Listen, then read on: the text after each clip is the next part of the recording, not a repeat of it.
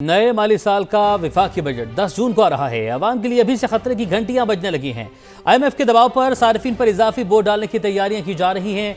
अगले साल माहाना 143 अरब रुपए पेट्रोलियम लेवी वसूल किए जाने का मिशन है और जिसके बाद ट्रांसपोर्ट और अशिया जरूरिया मजीद महंगी हो जाएंगी। हुकूमत IMF से मुज़ाकरात कर रही है और सूबों से 430 अरब रुपए इजाफी टैक्स वसूली के ख्वाहा है।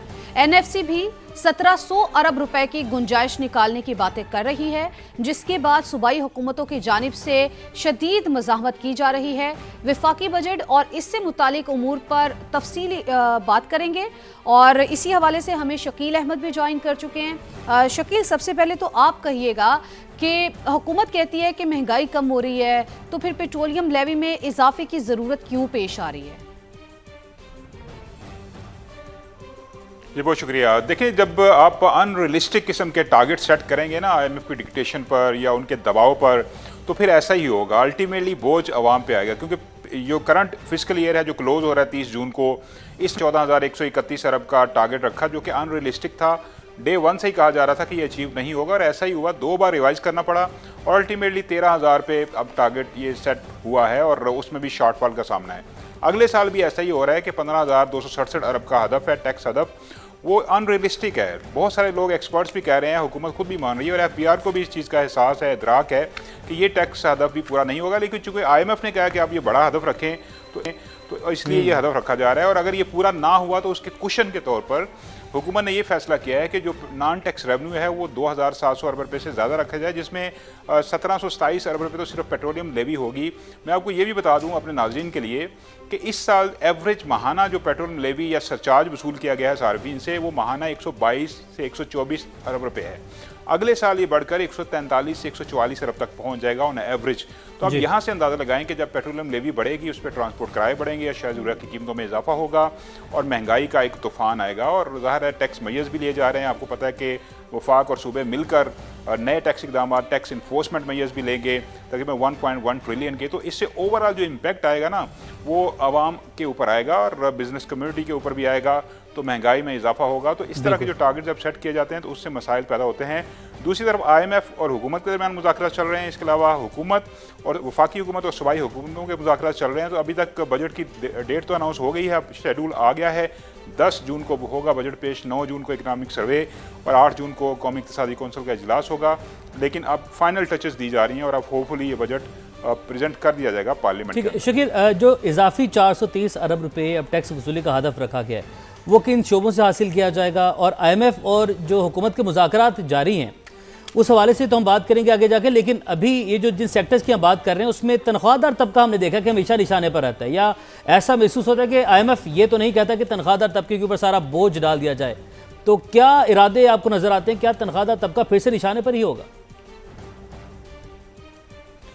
देखिए, अभी तक तो तनख्वाहदार तबका जो है वो बहुत ज़्यादा कंट्रीब्यूट कर रहा है टैक्सेस के अंदर और चूँकि तनख्वाहों से जो टैक्स है वो डिडक्ट हो जाता है तो लोगों को पे करना पड़ता है, ज़ाहिर रिटर्न में वो फिर शो कर देते हैं। लेकिन अनडॉक्यूमेंटेड इकानमी है, बहुत सारे लोग, बहुत सारे सेक्टर्स टैक्स नेट से बाहर हैं। ये सबसे बड़ा इम्तहान है FPR के लिए कि उनको टैक्स नेट के अंदर लेके आएँ। अगले साल तनख्वाहदार तबके को रिलीफ देने की बात हो रही है, लेकिन हमें बहुत ज़्यादा एक्सपेक्टेशन नहीं है क्योंकि रेवेन्यू अहदाफ बहुत बड़े हैं, तो इसलिए वो ख़ास रिलीफ मिलता नज़र नहीं आ रहा। 10% रिलीफ मिल जाएगा, एडहाक जम कर दिया जाए तो 15% तक हो जाएगा। लेकिन दूसरी साइड से हुकूमत फिर ये करती है कि किसी और तरीके से ये टैक्स वापस भी लोगों की जेबों से निकलवा लिया जाता है। तो अब अगले माली साल देखें, अब वफाकी हुकूमत सूबों से कह रही है कि आप 430 बिलियन के इजाफी टैक्सेस वसूल करें, जिसमें पंजाब और सिंध का ज़ाहिर सबसे ज़्यादा कंट्रीब्यूशन होगा और वफाकी हुकूमत खुद भी टैक्स मैयर्स लेगी। लेकिन सबसे अहम बात यह भी है कि जो NFC अवार्ड है उसके अंदर हुकूमत चाह रही है कि सूबे जो हैं वो अपनी कुछ स्पेस या ग्राउंड जो है वो लूज़ करें। वफाकी हुकूमत को 1,700 अरब रुपये जो हैं वो निकाल के कुशन दें ताकि वफाकी हुकूमत डिफेंस, समाजी तहफ़्फ़ुज़ और इसके अलावा कौमी सलामती और दीगर जो अहम उमूर हैं उनके ऊपर अपने अखराजात कर सके और BISP प्रोग्राम में कंट्रीब्यूट करें सूबे। तो इसके ऊपर सूबाई हुकूमतों की तरफ से शदीद मुज़ाहमत का सामना है वफाकी हुकूमत को। अभी तक इस पर कोई पैचअप नहीं हो सका, कोई इत्तफ़ाक़ राय नहीं हुआ। बिलावल भुट्टो जब वापस आएंगे कैंपेन से GB से तो उनके साथ फिर हुकूमत की एक मज़ीद एक नशिस्त होगी उनकी टीम की, तो फिर उसमें कुछ चीज़ें तय होंगी। लेकिन अभी तक इत्तफ़ाक़ राय नज़र नहीं आ रहा। ठीक है, अभी तक इत्तफ़ाक़ राय नहीं नज़र आ रहा, वो आएंगे और ये भी खबरें सामने आ रही है, जिस तरह से आपने भी कहा है कि उनके साथ मुशावरत की जाएगी, इस हवाले से भी आबिद सुलेहरी साहब माहिर मौशियात भी हमें ज्वाइन कर चुके हैं। आबिद साहब, आपका बेहद शुक्रिया वक्त निकालने के लिए। आबिद साहब, आने वाला बजट आप कैसा देख रहे हैं? उमूमन हमने देखा है कि मुतवस्सित तबका जो है वो हमें कहीं नज़र ही नहीं आ रहा, तो आने वाले बजट में कुछ नरमियाँ, कुछ सख्तियाँ किन के लिए कितनी, और क्या देख रहे हैं आप? और साथ ये भी कहिएगा कि जो IMF प्रोग्राम है उसके तहत पाकिस्तान पर जो पेट्रोलियम लेवी है वो बढ़ाने की शराइत जो है वो आपकी नज़र में क्या है, और ये इंटरनेशनल मॉनिटरी फंड की मजमूई पॉलिसी फ्रेमवर्क में किस तरह से फिट आती है? बहुत शुक्रिया। देखिए, बजट ना तो अच्छा होता है ना बुरा होता है। बजट बेसिकली एक प्लानिंग टूल है, वो ये जिसमें कि हम ये प्लान करते हैं कि हमारे अखराजात क्या हैं और उसके हिसाब से हमारी आमदनी जो है वो कितनी है या कितनी होनी चाहिए। अगर कोई खसारा है तो खसारा कितना है, और उसमें कौन से अखराजात जो है जिनको कम किया जा सकता है, कहाँ पे आमदनी जो है वो बढ़ाई जा सकती है। जब आप IMF प्रोग्राम में होते हैं, और IMF प्रोग्राम में होने का मतलब ये है कि आप IMF में तब जाते हैं जब आपके पास जो डॉलर्स हैं उनकी शॉर्टेज हो जाती है। जैसा कि 2022 में जब PDM गवर्नमेंट थी तो उस वक्त हमें उस वक्त शहबाज शरीफ साहब वज़ीर आज़म थे, तो IMF की MD को फ़ोन करके स्पेशल स्टैंड बाई एग्रीमेंट लेना पड़ा। तो जब आप ऐसी सिचुएशन में होते हैं तो IMF से आपसे सिर्फ दो बातें करती है। वो ये कहती है कि आप या तो अपने अखराजात कम कर लें या अपनी आमदनी बढ़ा लें, या हमारे जैसे केसेस में दोनों चीज़ें कर लें। अब जो मुल्क IMF में जाके उसकी बात मान रहे होते हैं उनके लिए IMF काफ़ी सॉफ्ट होता है। पाकिस्तान जैसे, जिसको हैबिचुअल बोरोर कहा जाता है, इजिप्ट, पाकिस्तान, अर्जेंटीना, ये हैबिचुअल बोरोर्स में आते हैं। तो ये वो बोरोर्स हैं जो कि एक दो ट्रांचेस लेते हैं, उसके बाद प्रोग्राम अधूरा छोड़ देते हैं। तो जब आप प्रोग्राम अधूरा छोड़ते हैं तो ये सिर्फ डॉलर्स की कमी नहीं रहती, यहाँ पे ट्रस्ट की कमी भी आ जाती है।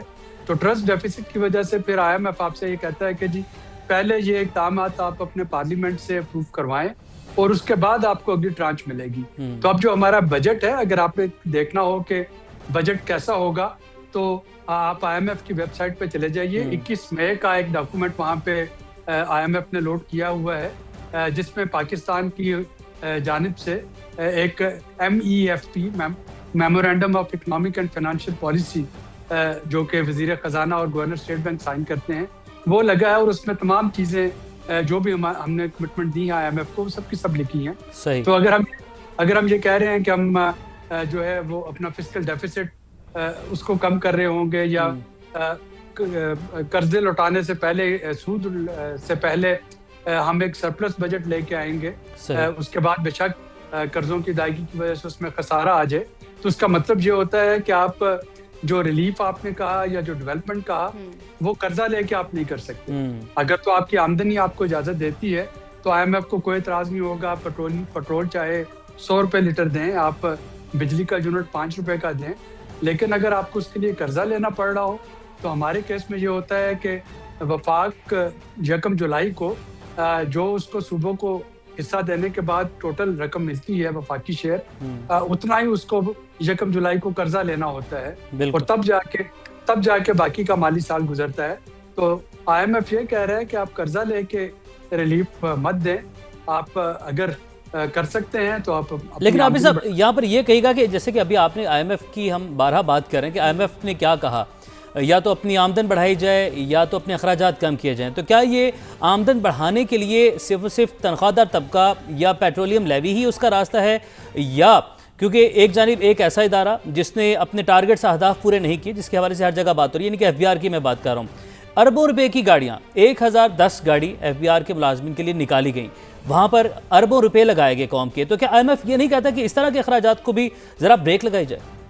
बिल्कुल। IMF आपसे, अगर आप पिछले 5-6 प्रोग्राम उठा के देख लें, और मैं पिछली 3-4 हुकूमतों की बात कर रहा हूँ, तो IMF बार बार आपसे ये कह रहा है कि जो खसारे में चलने वाले अदारे हैं उनको प्राइवेटाइज कर दें, क्योंकि आप इसमें टैक्स पेयर का अरबों रुपया सालाना झोंक रहे हैं। IMF आपको बार बार ये कहता है कि ये जो हम पावर पे रिलीफ देते रहे हैं, जिसकी वजह से अब एनर्जी सर्कुलर डेट इकट्ठा हो गया, तो ये ऐसे ही था जैसे हम क्रेडिट कार्ड पे स्पेंडिंग करते चले जाएं अपने प्यारों के लिए, ये सोचे बगैर कि हमारी आमदनी इतनी नहीं कि कल को हमें इस क्रेडिट कार्ड का बिल भी देना है, और अब वो बिल देना हमारे लिए मुश्किल हुआ। हुआ पड़ा हो। तो IMF आपको ये कहता है कि अगर आप आज रिलीफ दे रहे हैं और आपकी आमदनी नहीं, तो इसका मतलब है कि अगले साल में आप यही जो कर्जा लिया है आप दोबारा से अवाम पे उसका बोझ डाल देंगे, क्योंकि आपका सरप्लस डेट बढ़ चुका होगा। इसी तरीके से IMF अब आप ये कह रहे हैं कि आप अपने जो डिस्कोज हैं उनको ठीक करें, NHA में अगर लॉस है तो उसको बेहतर बनाएं। अभी इस साल की जो कमिटमेंट है उसमें IMF ने PSDP पे भी शर्त रखी है कि PSDP में 90% जो एलोकेशन हो वो पिछले प्रोजेक्ट कंप्लीट करने के लिए हो। सिर्फ 10% एलोकेशन ऐसी है जो कि आप नए प्रोग्राम शुरू कर सकते हैं।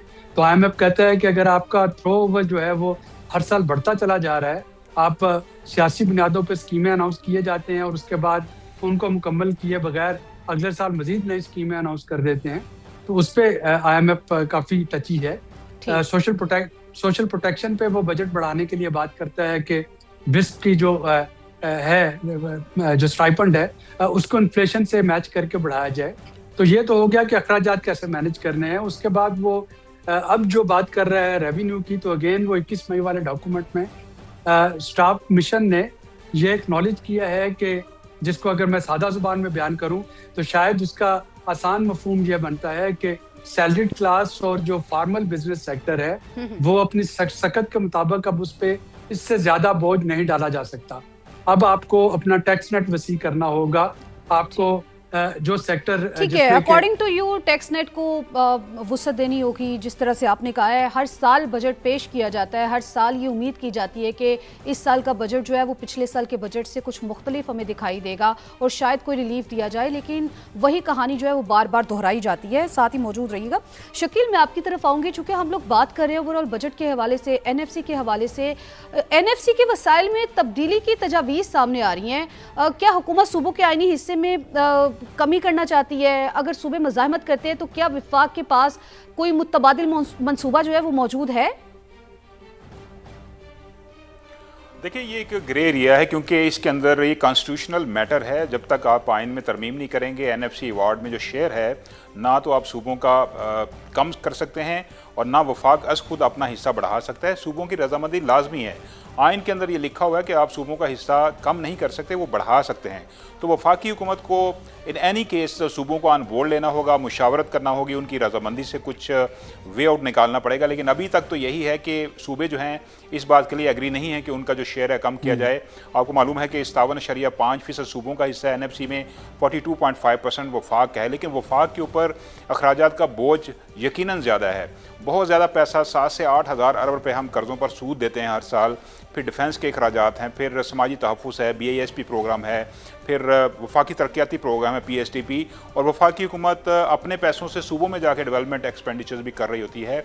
और अब एक नई स्ट्रेटजी भी हुकूमत ने तैयार की है कि अगले चंद सालों में बतदरीज PSDP में सूबाई नोयत के मनसूबे जो हैं वो कम किए जाएंगे या ख़त्म किए जाएंगे। इस पर भी सूबे नाराज़ हैं क्योंकि KPK कह रहे हैं हमें इस बार भी बड़े कम पैसे मिले हैं, तकरीबन $2 बिलियन, उससे $2 बिलियन रुपीज़ या उससे ज़्यादा।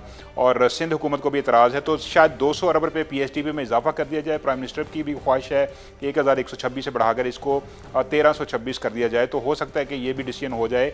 NEC मीटिंग जो होने जा रही है 8 तारीख को, उसमें ये फैसला हो जाएगा। आप बात कर रही थी ना कि अखराजात की और आमदनी की, तो जब तक हमारे जो एक्सटर्नल इनफ्लोज हैं यानी डॉलर्स की शक्ल में वो नहीं बढ़ते, उस वक्त तक हमारे मसाइल हल नहीं होंगे। डॉक्टर आबिद सुलैरी भी ये कह रहे थे, बिल्कुल ठीक कह रहे थे कि हमें अपनी एक्सपोर्ट्स बढ़ानी होगी, हमें इन्वेस्टमेंट बढ़ानी होगी। उसकी बेस पे ही हमारे पास मसाइल पैदा होंगे, क्योंकि अभी तो हम डे टू डे बेसिस पे चल रहे हैं। हमने कोई $12 बिलियन के जो डिपॉजिट्स हैं वो लिए हुए हैं अपने फ्रेंडली कंट्रीज से, जिसमें सऊदी अरब, चाइना वगैरह भी शामिल है। इससे पहले UAE भी था, उन्होंने वापस ले लिए पैसे। तो हम वो रोल ओवर्स पे चल रहे हैं और इस साथ साथ हम इजाफी कर्जे ले रहे हैं। मजमूई तौर पर 19,000 अरब रुपये, $19 बिलियन के जो है ना इस साल हमें जो लायबिलिटीज़ थी एक्सटर्नल वो ज़रूरत थी, जिसके लिए हम कर्जा लेते हैं और बाहर से कोई कर्जे रोल ओवर भी कराते हैं। तो हमें एक्सपोर्ट्स बढ़ानी पड़ेगी, इन्वेस्टमेंट बढ़ानी पड़ेगी और साथ साथ जो है पाकिस्तान के अंदर कुछ ऐसे वसाइल पैदा करने पड़ेंगे जिससे रियल सेंस में रेवेन्यू जनरेट हो। जैसे ताजर कम्युनिटी है, उसको हुकूमत टैक्स नेट में नहीं ला पाती। कई सालों से हम देख रहे हैं कि कोशिश करती है हुकूमत स्कीम लाने की, लेकिन वो प्रोटेस्ट करते हैं, एहतजाज करते हैं, उसके बाद स्कीम ख़त्म हो जाती है, प्लान सारे नाकाम हो जाते हैं। इस बार भी जो नया माली साल है हुकूमत ने एक नई स्कीम मुतारफ़ कराने की सोच रही है कि फ़िक्स्ड एक स्कीम लाई जाए जिसके तहत 25,000 रुपये जो है वो माहाना सालाना जो है टैक्स लिया जाए इनसे ताजरों से। तो अब वो जब स्कीम आएगी उसके तहत ये भी है कि उनसे जो है POS सिस्टम नहीं इंस्टॉल करना पड़ेगा, उनसे ये नहीं पूछा जाएगा, उनका ऑडिट नहीं होगा, तो सहूलत फिर हुकूमत देने जा रही है। अब देखना ये है कि ताजरों को टैक्स नेट में लाते हैं या नहीं। इसके अलावा दीगर बहुत सारे सेक्टर्स हैं, जैसे ज़रई आमदन पर टैक्स वसूली का मामला है, उसमें भी IMF कह रहा है कि अगले साल हर सूरत में आपने सूबों में ज़रई आमदन पर टैक्स वसूली करनी है। तो टैक्स नेट एक्सपैंड करने के लिए जब तक FBR अपना किरदार अदा नहीं करता उस वक्त यही मसाइल रहेंगे कि हम कर्जों पे चलते रहेंगे, हम लेवी की शक्ल में अवाम की जेबों से पैसे निकलवाते रहेंगे, अवाम पे बोझ डालते रहेंगे। और बिल्कुल शकील, अब यहाँ पर मामला ये है कि एक तो एक जानिब FBR का हम उसको कह सकते हैं कि नाकामी, जो कि वो हदफ अपना मुकम्मल नहीं कर सके। आपसे मैं ये पूछना चाहता हूँ, आप मुझे ये बताइएगा ज़रा डिटेल से कि अखराजात कम करने की बात की है, कौन कौन से हुकूमती ऐसे इदारे हैं जिन्होंने अखराजात में कमी की है। बाकी हम डॉलर इनकम को बढ़ाने की बात करें तो ट्रेड डेफिसिट की बात करते हैं।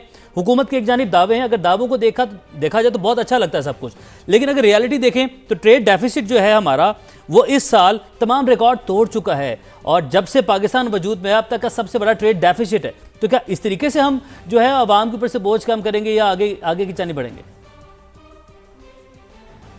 बिल्कुल ऐसा ही है, जो ट्रेड डेफिसिट है वो बढ़ता ही जा रहा है। आप देखें हमारी एक्सपोर्ट्स हैं वो तकरीबन 5.5-6% कम हुई हैं, जबकि हमारी इंपोर्ट्स जो हैं वो तकरीबन इतनी ही बढ़ गई हैं। अब सिर्फ 11 माह में $62 बिलियन का ट्रेड डेफिसिट पाकिस्तान को हो चुके हैं और अगले साल ये इससे भी ऊपर जाएगा, कुछ $70 बिलियन तक जा सकता है। तो ये भी एक बहुत बड़ा इशू है क्योंकि हम एक्सपोर्टेबल सरप्लस नहीं है हमारे पास, हम इतनी अशिया बनाते नहीं हैं जो हम एक्सपोर्ट कर सकें, बल्कि हम एक कंज्यूमिंग सोसाइटी बन गए हैं, बाहर से इंपोर्ट करते हैं चीज़ें, यहाँ पे इस्तेमाल कर लेते हैं। 24-25 करोड़ की आबादी है, इंडस्ट्री जो है इस तरह फैली नहीं है पाकिस्तान की, ग्रो नहीं की, जिसकी वजह से हमें इंपोर्ट करना पड़ता है। फिर वही करंट अकाउंट जो डेफिसिट है उसके क्राइसिस में हम फंस जाते हैं, फिर हमें डॉलर्स। अच्छा, ये तो आपने दुरुस्त कहा है शकील, आपकी ही गुफ्तगू को आगे बढ़ाते हैं। आबिद साहब, मैं आपकी तरफ आऊँगी। जिस तरह से शकील भी अभी कह रहे थे कि जाहिर सी बात है जब आपके अखराजात जो हैं वो बढ़ जाते हैं तो उनको पूरा करने के लिए फिर आपको लेवी, फिर उसके बाद या फिर टैक्सेस जो है उनको बढ़ा दिए जाते हैं। मतलब हम लोग देख रहे हैं कि लेवी जो है उसकी मद में वसूल किए जा रहे हैं पैसे, फिर टैक्सेस की मद में वसूल किए जा रहे हैं। लेकिन अगर इसके तनाजुर में देखें तो मैं आपसे ये जानना चाहूँगी कि जो सनती पैदावार है यानी कि इंडस्ट्रियल आउटपुट है वो और कारोबारी लागत पर इसके क्या असरात मुरतब होते हैं? उससे पहले मैं जरा वो सूबा वाली जो बात है वो करना चाह रहा था कि इस वक्त सूबा चूँकि 28वीं तरमीम तो बजट से पहले पॉसिबल नहीं है और फौरी तौर पे इसका कोई और कॉन्स्टिट्यूशनल हल भी नहीं है। तो इस वक्त सूबों से ये कहा जा रहा है सूबाई हुकूमतों से कि वो वॉलंटरली कंट्रीब्यूट करें टूवर्ड्स फेडरल एक्सपेंडिचर के वो फॉर एग्जांपल जब हम दफा की बात करते हैं तो पूरे मुल्क का दफा है, वो सिर्फ इस्लामाबाद या गिलगित बल्तिस्तान और AJK का दफा नहीं है, वो पंजाब का, KP का, सिंध का, सबका दफा है। तो एक तो ये है कि NFC के फार्मूले को तो चूंकि नहीं छेड़ा जा सकता, लेकिन फेडरल डिविजिबल पूल में सूबों को देने से पहले कुछ जो है रकम वो सूबे वॉलंटरली उसमें कंट्रीब्यूट करें। सेकंड, जो सोशल प्रोटेक्शन है वो प्योरली जो है वो प्रोविंशियल गवर्नमेंट का मैंडेट है। अब चूंकि पीपल्स पार्टी की ये रेड लाइन है कि peoples party benefit income support programme को खत्म नहीं होने देना चाह रही, जो